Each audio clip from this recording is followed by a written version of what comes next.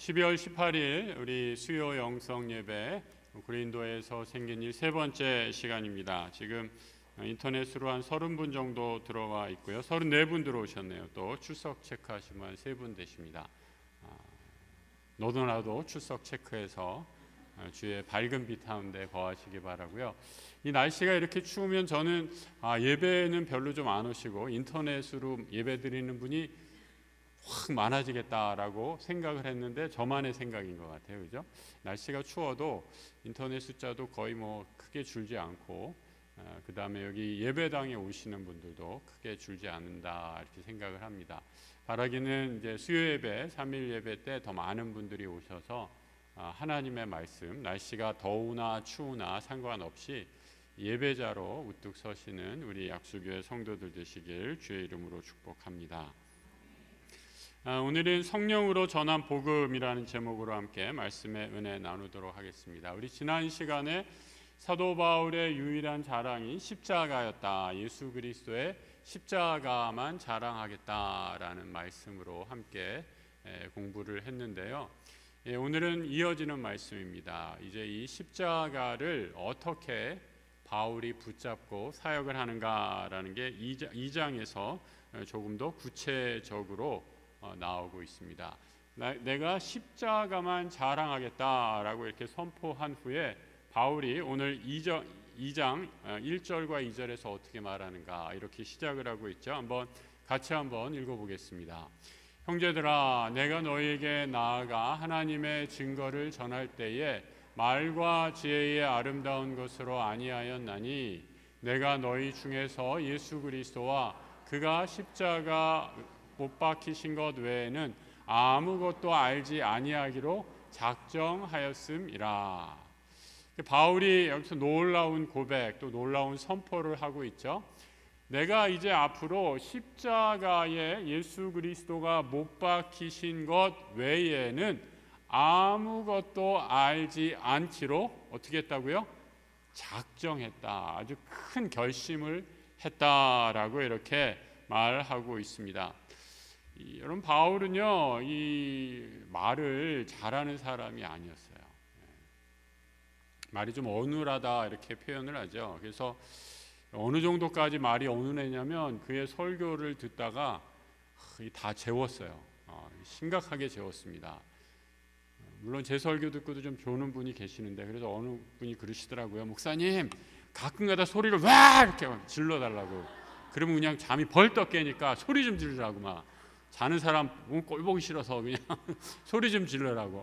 근데 그것도 소리 지르는 것도 여러분 은사예요. 저가 안 지르다가 갑자기 지르면 그것도 탈납니다. 근데 바울은 항상 다 재웠어요. 어느 정도로 재웠냐면 심하게 재워가지고 사도행전에 보면 유두고라는 사람이 요 위층에서 바울의 설교를 듣다가 졸아가지고 떨어져서 목이 부러져서 죽었대요. 야, 여러분 어떻게 끔찍하지 않으세요? 설교를 듣다가 그 목사님 설교가 너무 졸려서 사망한 분, 그 교회 다니고 싶으세요? 소문이 나면 어떡하겠어요? 그런데 바울은 말과 지혜로 내가 복음을 전하지 않았기 때문에 십자가의 복음만을 전하기로 작정했기에, 그래서 이 말과 지혜로 전했다면 바울은 실패자 중에 실패자입니다. 그에게 기대할 것이 아무것도 없어요. 사람을 그렇게 재웠는데, 그래서 사람이 죽어나갔는데 뭘 기대를 하겠습니다. 하지만 그는 복음만을 전하기로 작정했기 때문에 사도 바울은 실패한 사람이 아니었고 바울을 통해서 하나님이 역사하는 것을 보게 됩니다.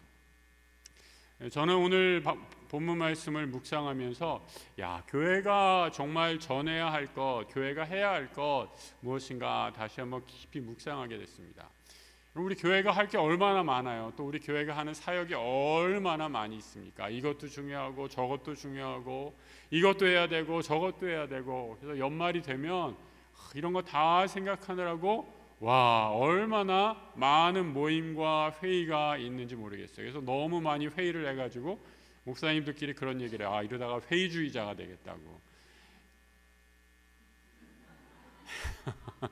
그런데 여러분, 이런 많은 회의 가운데서도 분명히 우리가 놓지 말아야 할 것, 꼭 붙잡아야 할 것이 있다라는 거예요. 예수 그리스도의 복음만을 전해야 한다라고 이렇게 얘기를 하는 거죠. 세상을 살다 보면 여러분 참 필요한 것이 많이 있습니다. 그래서 사실 그 필요한 것을 얻기 위해 우리가 열심히 노력하는 것을 보게 되죠. 우리가 또 세상을 살다 보면 다른 많은 사람들을 만나게 되죠. 그래서 다른 사람들을 이렇게 어쩔 수 없이 다른 사람의 이렇게 삶을 보게 되니까 다른 사람과 나의 삶을 비교하면서 이런저런 열등감이 생기는 것도 사실입니다.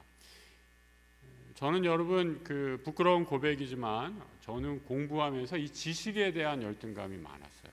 그래서 제가 공부를 많이 한 것 같아요. 공부를 잘해서 공부를 많이 한 게 아니라 지식에 대한 열등감이 많아서 공부를 많이 하게 됐다. 학교를 오래 다닌 것 같아요. 그런데 여러분 지식에 대한 열등감을 많이 가는 사람들이 정말 똑똑한 사람을 만나게 되면 좌절하게 되더라고요. 제가 그런 경험을 어디에서 했냐면 유학할 때 하버드 대학에 갔는데 거기 진짜 똑똑한 사람들 많더라고요. 하버드 대학에 가서 제가 하나 놀란 거는 도서관 가서 기가 질렸어요.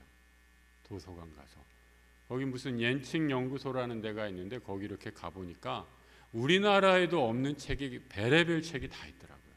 우리나라 조선 시대에 있는 문헌들이 이렇게 쌓여 있고 또 옆을 조금 가니까 베트남에서 갖고 온 책을 이렇게 쌓여 있고 아니 이거 연구하는 사람이 몇 명이나 되는데 손에 꼽아요. 하지만 전 세계의 자료들을 다 모아놓고 연구할 수 있는 환경을 만들어 주는 거죠. 수업을 한번 들어갔더니 진짜 똑똑한 애들이 있더라고요. 말로만 듣던 천재 같은 애들이 있더라고요. 그런 애들 만나니까 운매 기죽죠. 여러분 그런 사람들 만나면 기죽어요. 연예인들은 여러분 어떤 사람들 만나면 기죽는 거예요? 연예인들 예쁜 사람, 잘생긴 사람 보면 기죽는 거예요. 그죠? 그래서 더 예뻐지려고, 더 잘생겨 보이려고, 더 낫게 보이려고 모든 걸 다 그냥 외모에 투자를 하는 거 아니에요? 그러니까 여러분 이 배우들이 사실은 우리가 겉으로 보기에는 굉장히 화려하지만 배우들의 이 내면 세계, 우리 그 굉장히 지금 힘든 그런 그 내면적인 어려움들이 있는 것을 보게 됩니다. 왜냐하면 그 세상이 맞춰가는 기준에 끊임없이 그냥 거기에 맞춰서 살아야 되니까 그 스트레스가 얼마나 되겠어요. 우리가 세월이 지나면 저절로 이렇게 변하는 거 아니겠어요? 저는 30대 초반인 줄 알았어요. 이성건 목사님. 이성건 목사님 오늘 점심에 같이 식사하면서 우리 오세훈 목사님이랑 그런 얘기했어요. 이성건 목사님 참 피부 좋다. 그러니까 옆에 있는 오 목사님이 그러시더라고요. 목사님 저는 지금 뭐가 막 납니다. 막 이러더라고요. 여러분 자연적인 노화를 어떻게 하겠어요? 아무리 우리가 뭐 좋은 화장품을 바른다고 해도 세월의 흐름이 거꾸로 가지는 않아요. 저절로 점점 가까워지는 거죠. 그런데 여러분 이런 것들을 맞춰서 이 세월의 흐름을 역행하고자 노력을 해도 한계가 있다라는 거죠. 외모가 마찬가지다라는 생각을 하게 돼요. 여러분 사역자들도 말씀을 전하는 주의 종들도 그런 유혹을 받게 됩니다. 어떤 유혹이냐? 요즘에 무슨 이 사역이 인기래, 어떠한 프로그램이 인기래라고 하면 거기에 막 이렇게 쫓아가고 싶은 마음들이 생겨요. 어느 큰 교회 목사님이 어떤 순서를 무슨 목회적인 노하우를 개발했는데 그렇게 하면 굉장히 교회가 성장했대라고 듣고 그렇게 따라하려고 하면요 될까요? 안 될까요? 안 돼요. 왜 그러냐? 그것은 그 교회에 하나님께서 주신 영감에 따라 사역의 성공이지 우리 교회는 우리 교회에 맞는 하나님의 사람이 다른데 성도들이 다른데 남의 거 따라하면 그게 되겠어요? 안 되죠. 근데 그런 욕심을 많이 받게 되고 유혹을 받게 된다라는 거죠. 그리고 요즘 같은 시대에는 이 사역자들의 큰 유혹 가운데 하나가 우리 김민정 권사님도 오늘 기도해 주셨지만 정치 얘기가 아닌가 싶어요.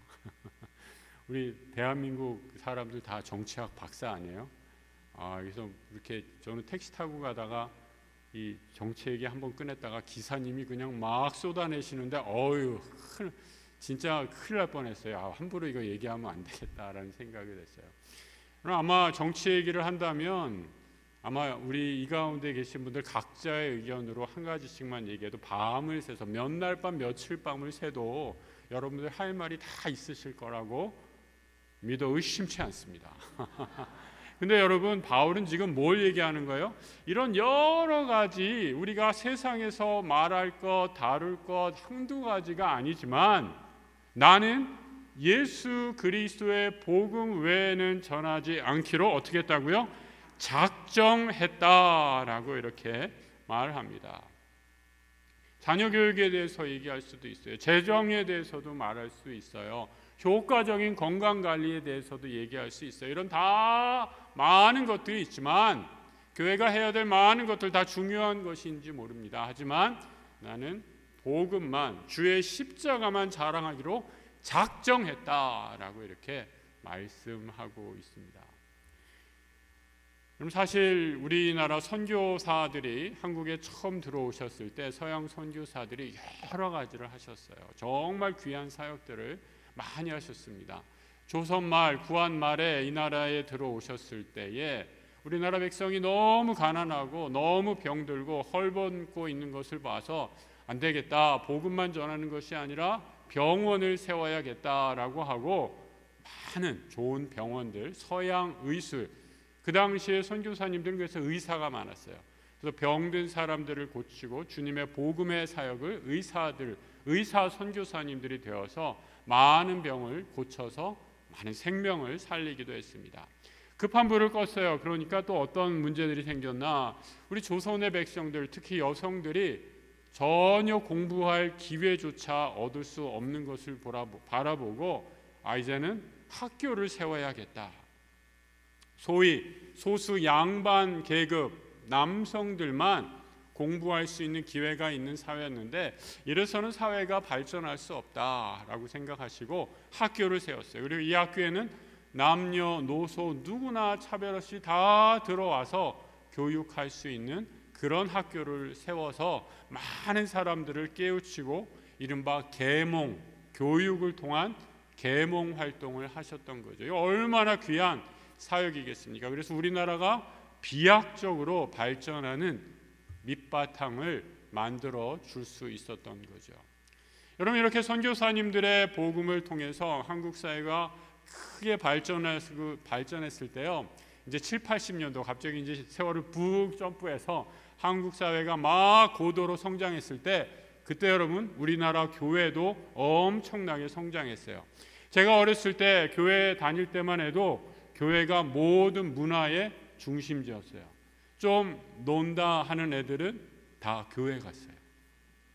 여러분들 때 안 그랬어요? 어렸을 때 교회 안 다니신 분들은 모르실 거예요. 그렇죠? 네. 그래서 막 우리 담임 선생님이 교회 간다 그러면 야, 이놈들 공부는 안 하고 연애당이나 다니냐 막 그러고 혼났던 기억이 생생합니다. 그리고 그때 교회에서 유행했던 게 뭐였어요? 문학의 밤. 기억나십니까 여러분? 문학의 밤. 그래서 그 문학의 밤 하면은 그냥 막 애들이 그냥 되지도 않는 나팔바지 입고 와서 막 기타 치면서 찬송하고 그러면 막 장로님들이 왜 참 그런 거 하고 부르느냐 막 그러고 근데 우리는 해야 된다 이러고 막 그러면서 쫓아다니고 도망다니고 그러면서 많은 학생들이 교회를 통한 문화를 통해서 새로운 노래를 배우고 또 자신들의 문화적인 소양을 키워갔죠. 그래서 여러분 사실은 우리나라 70, 80 세대 가수들 이렇게 쫓아가 보면요. 젊었을 때 어렸을 때 다 교회 오빠들, 교회 누나, 교회 언니들, 교회에서 활동하던 사람들이었어요. 그런 사람들이 나중에 교회에서 노래 부르는 게 이제 잘 연습이 돼서 사회로 나가서 유명한 가수가 되기도 했습니다. 그리고 90년대, 2000년대로 들어오면서 교회 사회가 더 발전하면서 이제는 교회가 어떤 사역들을 했어요? 복지, 그 다음에 구제 사업 이런 걸 얼마나 열심히 했는지 몰라요. 그럼 우리나라 NGO 기관 중에 자선 사업을 하는 수많은 기관 중에서, 여러분 이건 제가 하는 말이 아니라 복지부 통계로도 나와 있어요. 개신교가 이런 자선 사업, 사회 구제 사업을 최고로 잘하고 최고로 열심히 하고 거기에 들어갔던 재정도 제일 많이 투자가 될 정도로 우리나라에서 사회 구제 사업은 우리 개신교회가 얼마나 막강한 힘을 가지고 있는지 모릅니다. 그리고 그 노하우들이 굉장히 많이 쌓여 있어요. 그래서 지금도 유명한, 여러분들이 이름만 대면 아는 NGO, 소위 이제 그 비영리 재단의 그런 많은 단체들은 다 교회에서 쉽게 말해서 노하우를 배워서 하시는 분들이 많아요. 그리고 그 정신의 밑바닥에는 기독교 정신이 깔려 있는 것을 보게 됩니다. 근데 여러분 2000년대 지나고 나면서 이제 교회가 점점 아주 그냥 급속도로 가라앉기를 시작하죠. 그러면서 이제 다 뺏겼어요. 다 뺏겼어요.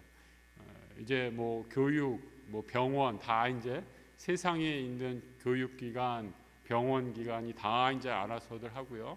수많은 이제 자선기관들도 다 독자의 이름을 갖고 사회사업 활동을, 구제 활동을 하는 것을 보게 됩니다. 뭐 문화 영역에서 옛날에 이제 한참 활동했던 교회 오빠, 교회 언니들이 이제 아무도 없어요. 교회에 지금 청년들이 없어서 지금 난리 아니에요. 이제 다 떠나서 세상에서 훨씬 더 많은 즐거움을 주고 또 앞서가고 있는 것을 보게 됩니다. 얼마나 세상이 교회보다 훨씬 더 발전했는지 모릅니다. 이제는 교회가 세상을 따라갈 수가 없어요. 그런데도 불구하고 우리 교회가 딱 하나 남은 한 가지가 있어요. 놀랍지 않습니까? 다 뺏겼는데 하나 남은 게 있어요. 이거는 세상이 안 가져가요. 그게 뭔지 아세요? 오늘 1장 23절입니다. 1장 23절 같이 한번 읽어보겠습니다. 시작. 우리는 십자가에 못 박힌 그리스도를 전하니 유대인에게는 꺼리끼는 것이요 이방인에게는 미련한 것이로되. 유대인에게는 꺼리끼는 복음, 이방인에게는 미련한 복음. 유대인, 이방인 합치면 온 세상 사람들이 다 되는 거예요. 온 세상 사람들이 아무도 이거는 아이고 저거 바보 같은 짓이다, 아이고 저거 미련한 것이다 생각해서 아무도 안 가져간 것이 아직 교회에 하나 남아있다라는 거예요. 그게 뭐예요? 십자가 복음이라는 거예요. 십자가 복음. 이 십자가 복음은 세월이 지나고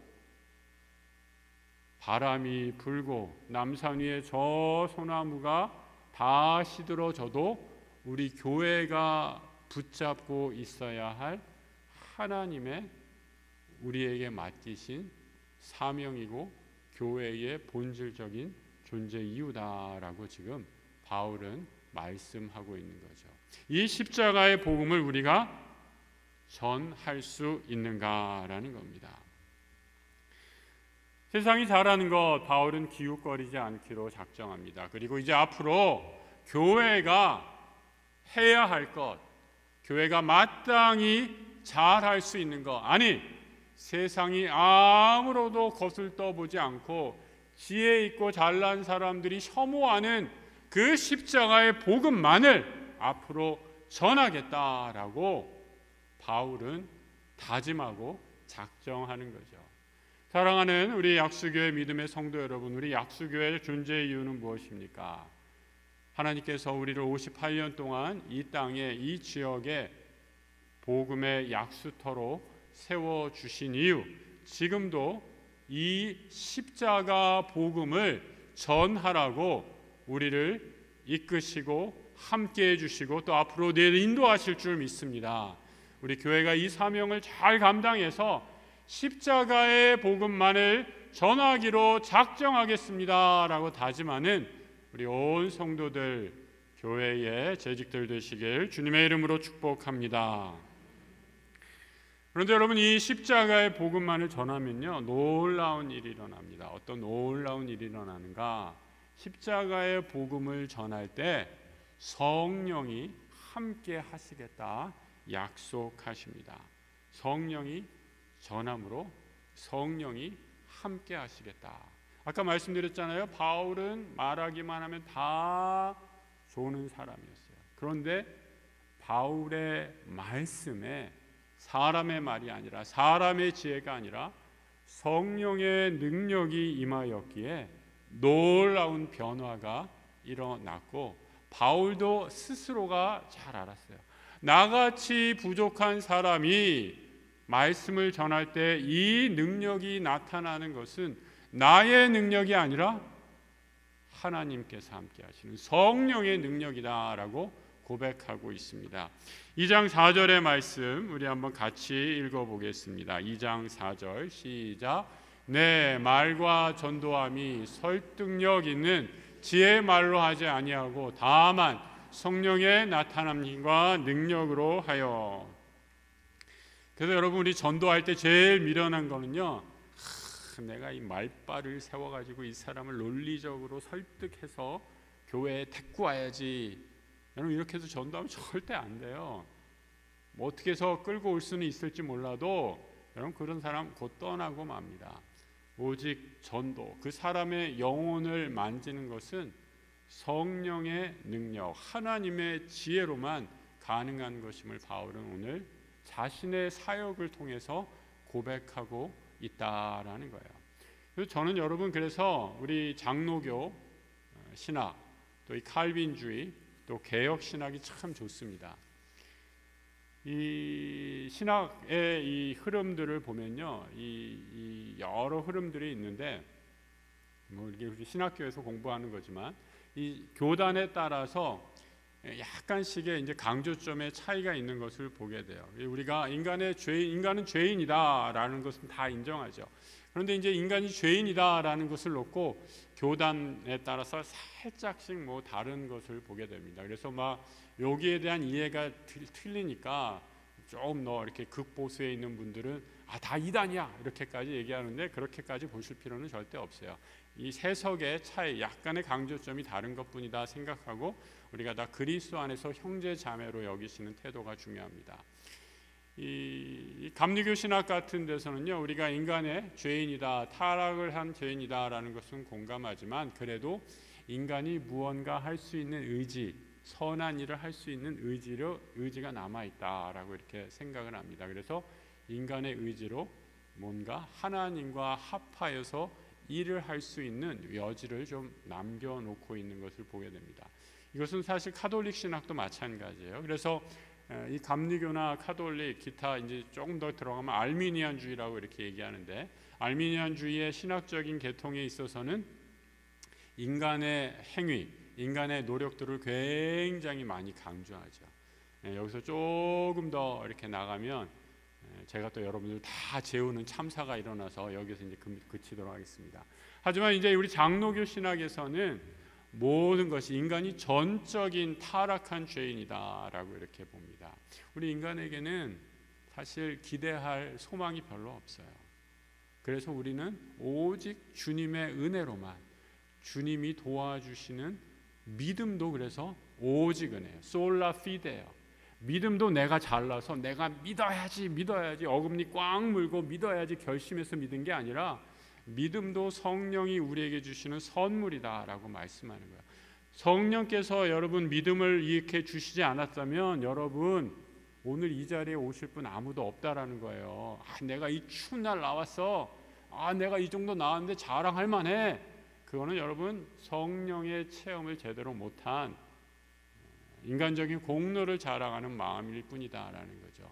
우리 개신교, 특히 칼빈주의 개혁 전통은 모든 구원에 있어서 인간의 노력, 공로는 단 1도 첨가되지 않는 순수한 하나님의 전적인 은혜만을 나타나고 있습니다. 그래서 여러분, 이 우리가 복음을 전하게 될 때 성령이 나타나게 되고 하나님의 능력이 드러나게 되는 것을 보게 됩니다.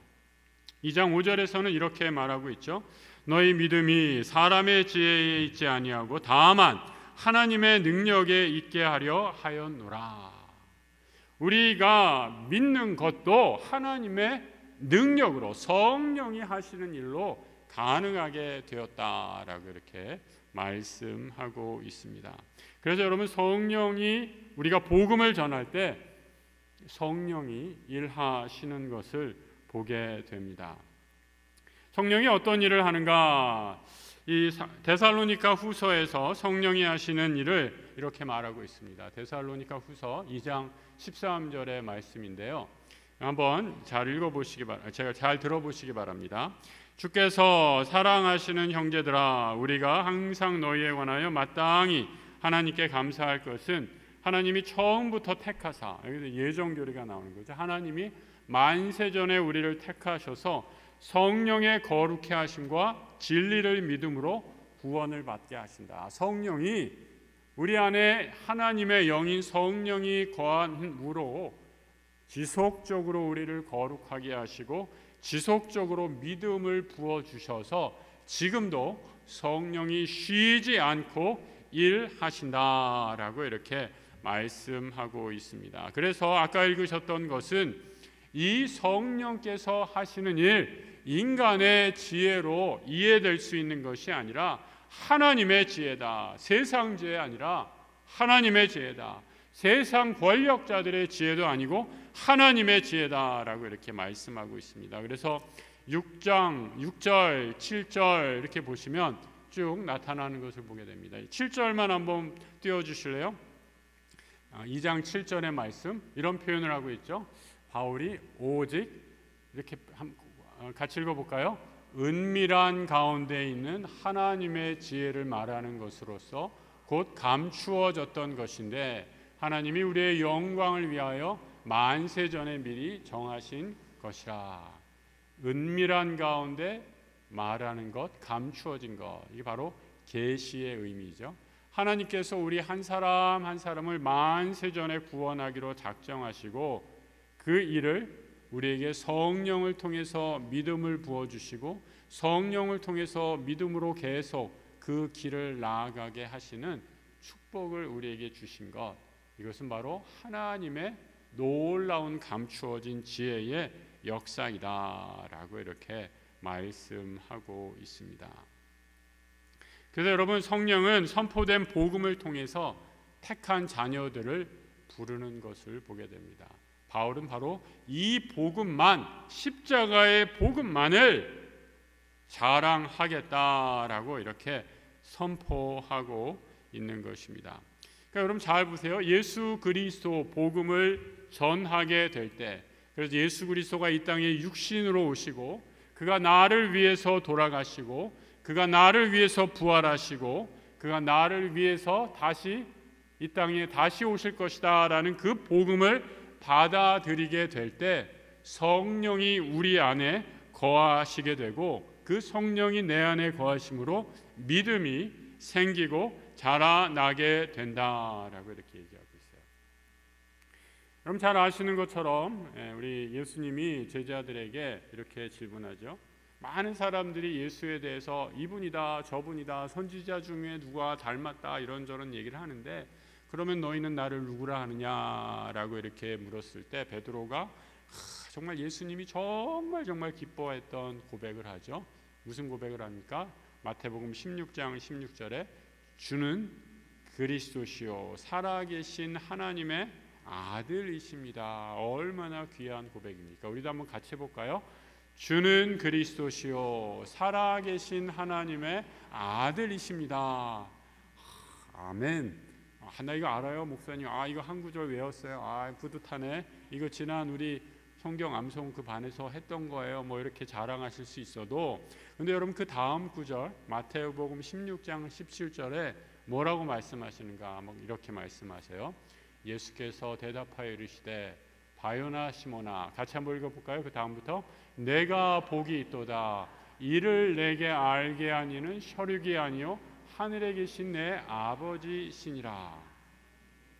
주는 그리스도시요 살아계신 하나님의 아들이십니다 라고 고백하게 한 것도 내 지혜, 세상의 권력자의 지혜가 아니라 하늘 아버지의 성령의 능력의 역사였다라고 예수님께서 말씀하고 있다라는 거죠. 여러분, 우리 믿음 뒤에는 내가 잘나서 우리 가문이 몇 대로 모여 계속 믿어와서 내가 믿음을 갖는 게 아니라 이 믿음 뒤에는 항상 성령의 역사가 있는 것을 보게 됩니다. 오늘 이 말씀을 아까 이 성령께서 이 고백은 하늘 아버지께서 했던 것이다. 성령께서 하신 것이다 라는 이 고백을 오늘 10절부터 바울의 버전으로 한번 이렇게 되어 있습니다. 10절부터 한번 화면에 띄워주세요. 한번 눈으로 한번 보세요. 성령은 모든 것, 그 다음 어떻게 되겠어요? 하나님의 깊은 것까지 통달하신다. 삼위일체 하나님이 성령과 하나 되셔서 우리에게 깨닫게 하시고 받아들이게 하시고 지금도 내 안에서 역사하신다. 그리고 10절, 성령은 11절로 넘어가 주세요. 그 다음에 사람의 일을 사람 속에 있는 영 외에 누가 알리요? 하나님의 일도 누구 외에는 몰라요? 하나님의 영 외에는 아무도 알지 못한다 라고 말씀하고 12절로 또 넘어가 보세요. 12절, 우리가 같이 한번 읽어보죠. 세상의 영을 받지 아니하고 하나님으로부터 온 영을 받았으니 이는 우리로 하여금 하나님께서 우리에게 은혜로 주신 것들을 알게 하려 하심이라. 은혜를 깨닫게 하시는 것도 누구? 성령 하나님이에요. 그래서 여러분, 요즘 살면서 아이고 감사가 없고 찬양이 없고 기쁨가 하나도 없고 하면 내 안에 은혜가 메말라서 그렇고요. 내 안에 은혜가 메마른 것은 성령께서 그 은혜를 깨닫게 하신 것이 다 메말라서 그런 거예요. 어떻게 하시겠어요? 기도하셔야죠. 하나님, 그 은혜, 성령의 그 풍성한 은혜를 다시 허락해 주옵소서. 간절히 기도하시는 이 밤 되시기 바랍니다. 우리의 마음을 활짝 여오니 내 힘으로 나는 아무 공로 없는 죄인이오니 오직 주의 은혜만을 구하오니 오늘 이 밤에 나와 함께 하옵소서. 간절히 기도하시는 우리 성도들 되시기를 축복합니다. 여러분, 제자들은 선포된 복음의 말씀을 들었습니다. 그래서 그 믿음의 배후엔 성령께서 항상 일하신다라고 이렇게 말씀드렸죠. 여러분, 우리 주변에 그 성령의 역사를 경험해서 변화된 분이 얼마나 많이 있습니까? 제가 아는 목사님은 어려서 심한 가정폭력에 시달린 그런 분이셨어요. 그래서 청소년기에 너무나 우울하고 심하고 정말 그 자살을 몇 번이나 결심할 정도로 마음에 소망이 없던 그런 분이셨어요. 그런데 대학 때 한 우리 귀한 분을 통해서 복음을 접하게 되고 그 마음에 복음이 들어가서 성령께서 일하시게 됐습니다. 그래서 그 성령께서 일하시는 가운데 성령의 은혜가 점점 커지는 거예요.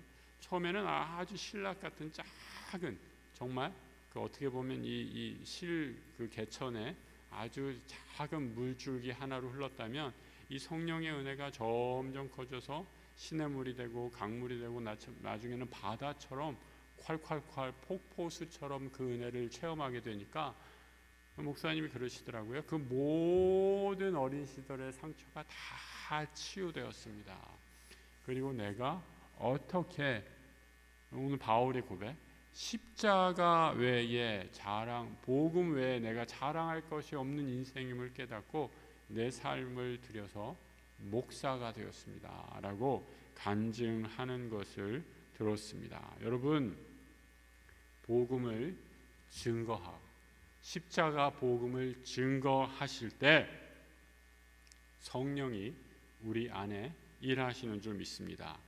복음이 선포되는 곳에 여러분 아직 복음을 들어야 할 사람을 초대하시기 바랍니다. 성령께서 내가 복음을 전할 때 내가 전하는 것이 아니라 성령께서 일하심으로 이 시대에 아직도 복음이 필요한 영혼을 변화시키고 구원하시고 또 주의 구원의 은혜를 부어 주실 줄 믿습니다. 사도 바울의 헌신처럼 이 일을 위해 우리 교회, 우리 온 성도가 헌신하는, 십자가 복음 외에는 내가 전하지 않은 것이 없노라 하고 작정하는 우리 모든 주의 백성들 되시기를 축복합니다. 그럼 믿음은 오늘 바울의 이 성령 또 복음 이렇게 쭉 보면 이 복음과 성령과 믿음이, 복음, 성령, 믿음이 일종의 3종 세트로 같이 다니는 걸 봐요.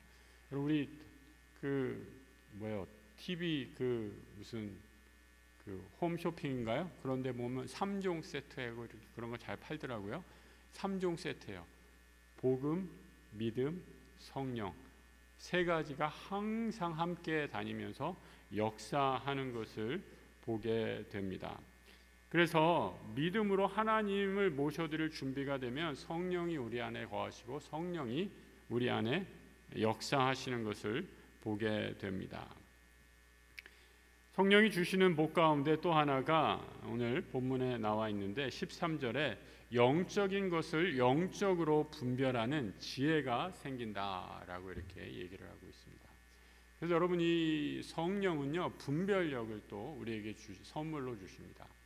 이 바울이 사역을 하다가 복음을 받았지만 성령의 복음, 하나님의 십자가 복음을 인간적인 것으로 자꾸 이렇게 바꾸는 사람들을 발견하게 됩니다. 그 교회가 대표적으로 갈라디아 교회였어요.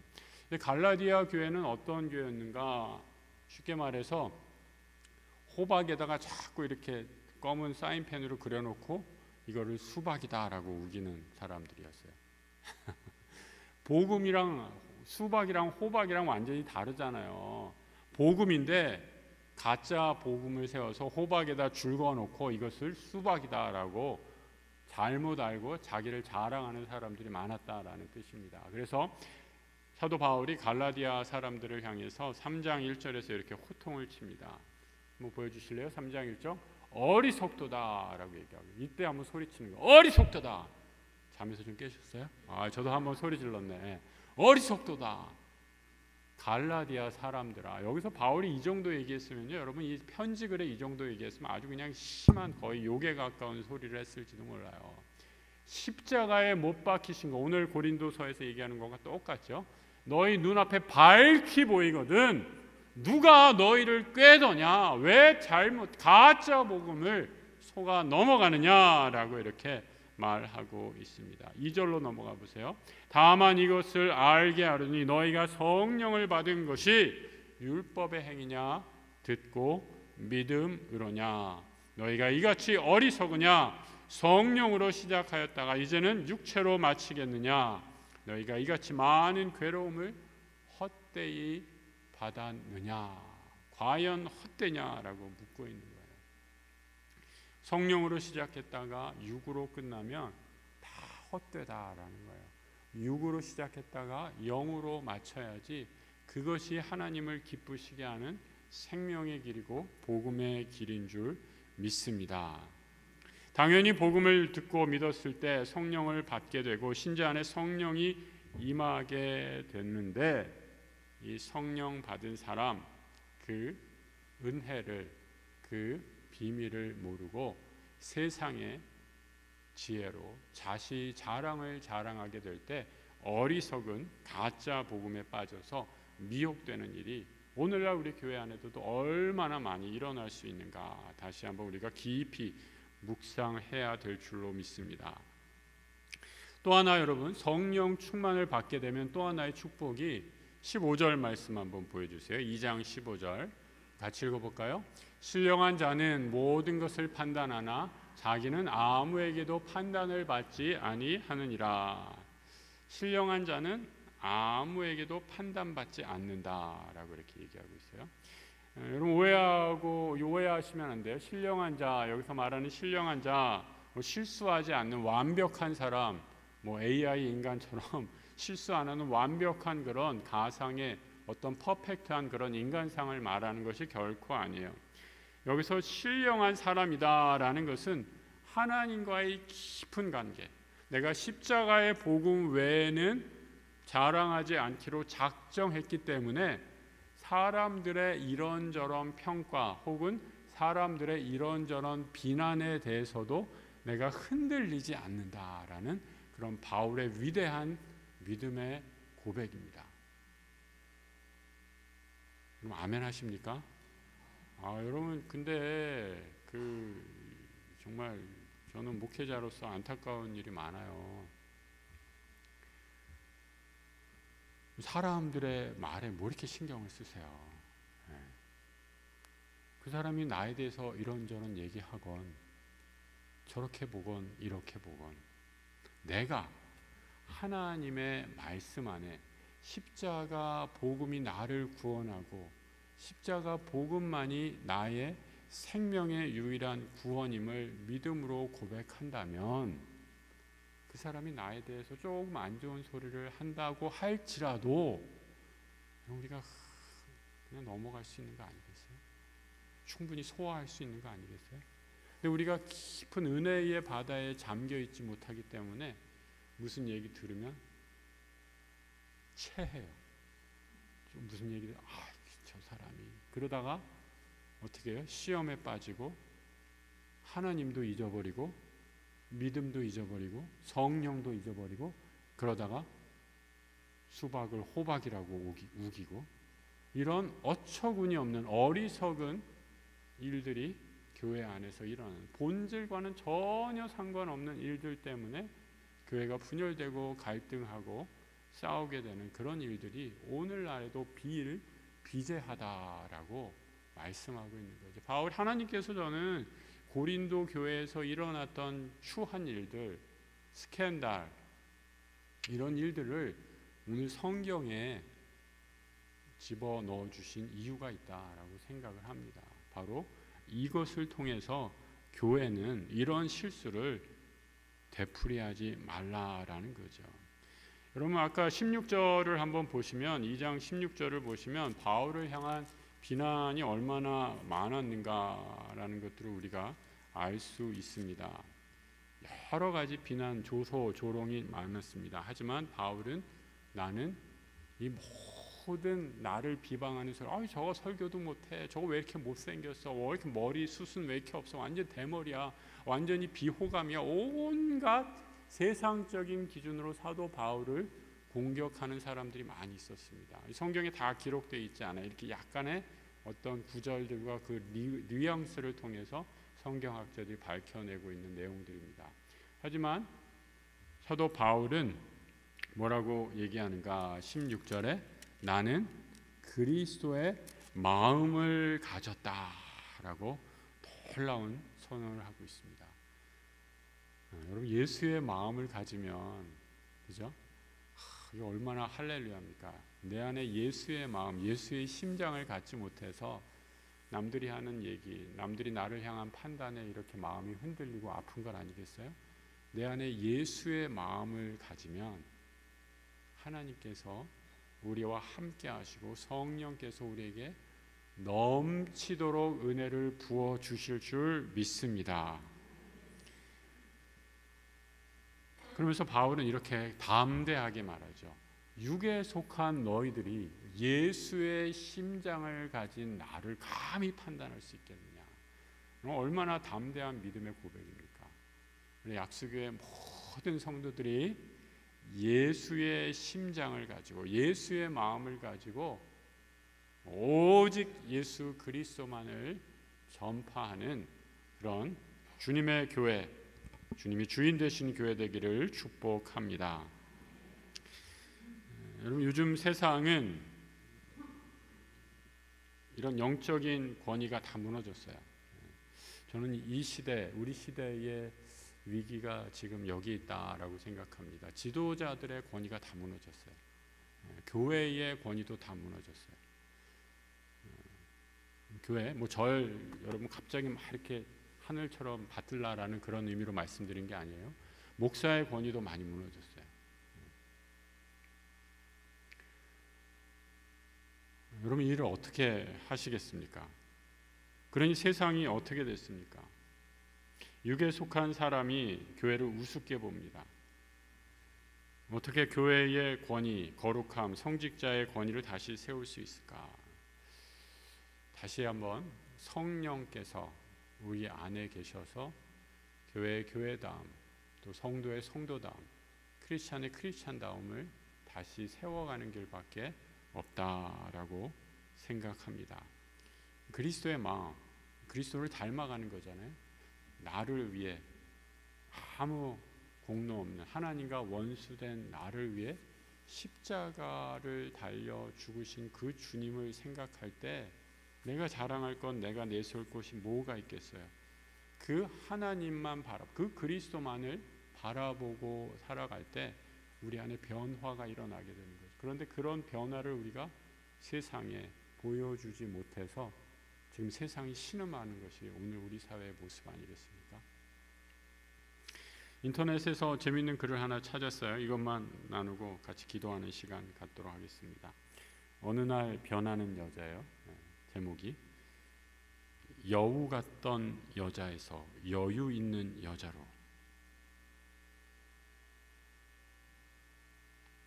반응이 싸하네요. 화난 여자에서 환한 여자로. 따지는 여자에서 따뜻한 여자로. 명품 밝히는 여자에서 마음 밝은 여자로. 남들 애먹이는 여자에서 남들 때문에 애태우는 여자로. 답답한 여자에서 답을 아는 여자로. 빚이 많던 여자에서 빛을 바라는 여자로 변화되었습니다. 이거 멋있지 않아요? 예수 믿기 전과 예수 믿는 후의 모습을 잘 묘사했다 생각해요. 제가 찾아보니까 어느 날 변화하는 남자 버전은 없더라고요. 남자분들은 별로 변하지 않는 것 같아요. 우리 약속의 남성들이여, 주 안에서 다 변화하여서 곧 인터넷에 어느 날 변하는 남자 시리즈가 유행하기를 주의 이름으로 축복합니다. 놀라운 은혜가, 변화가, 역사가 우리로부터 시작되기를 기도합니다.